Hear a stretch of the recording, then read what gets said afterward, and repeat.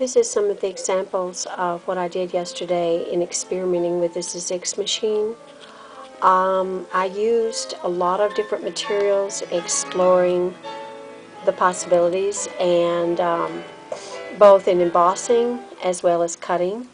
As you can see, there's a piece here that is from a painted milk jug. I actually used this from a project that I was doing when I was doing the plastic. And this is fun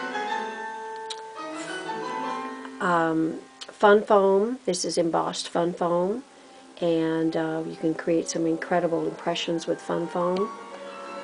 This is the tin can that I cut with this ZX, which is really makes me happy because I know now what I can do with the recycled tin can that I'm using. This is actually an embossed piece of wax paper that I got yesterday for my packing in a box where I had something delivered. It was like a roll of like just really looked like wax paper that was around my package, and I was using the ZX machine anyway, so I decided to just experiment with that, so I embossed that. This is a piece of styrofoam that I embossed. This shows that you can really create some incredible stamps using just plain styrofoam. This is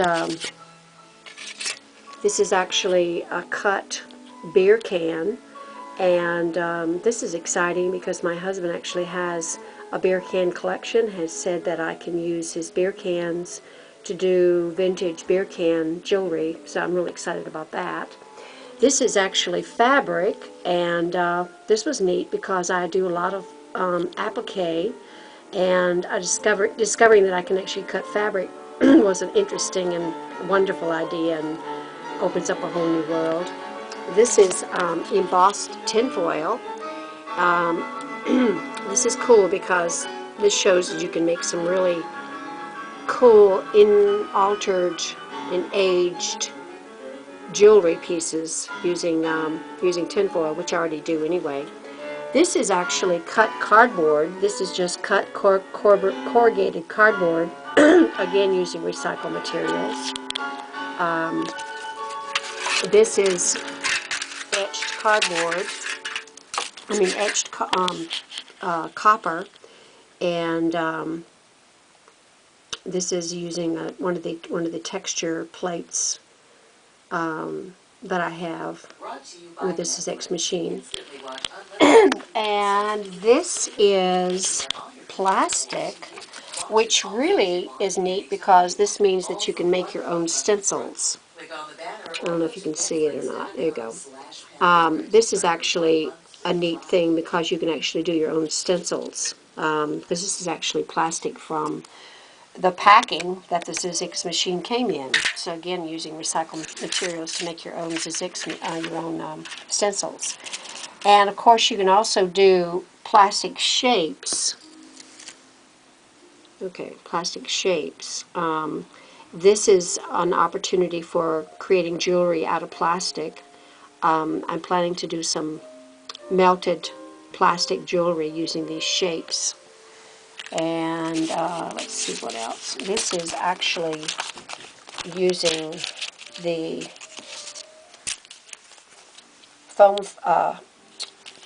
foam to do stencils as well. So this is the cutouts from when I did the cutting. I had these cutouts. So this gives me an opportunity to again make stencils for both fabric painting, as well as, and here's another one too. This is actually just paper, but this is really cool because this creates interesting stencils as well.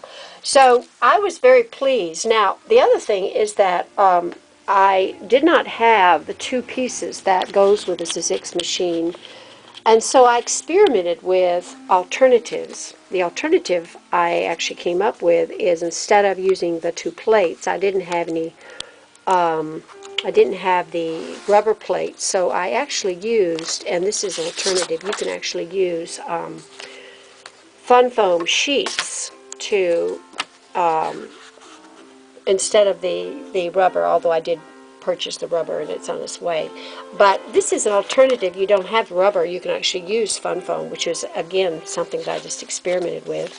And then if you don't have the plastic plate, which is the impression plate, you can also use just pieces of foam board. This is thick foam board. So you can play around with the thickness of sandwiching when you do your texture. All you really need is sandwich your stencil or your I use actually rubbing plates. I cut rubbing plates apart and use these as stencils as well. I mean, I use these as my texture plate for, because this is actually the texture plate from the Zizix. But it shows that you can also use just plain rubbing plates.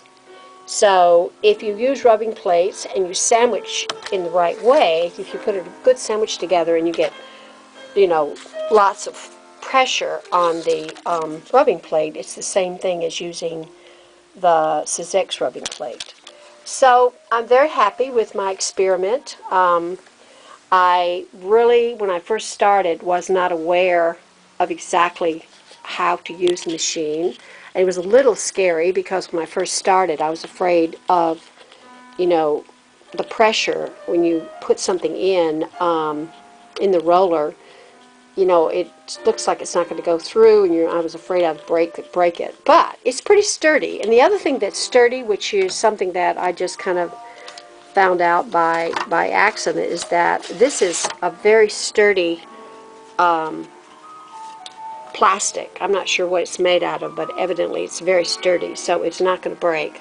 But I also found out that you can purchase extra plates on Amazon, and if you break this, it means that you do have an alternative rather than buy the whole machine again.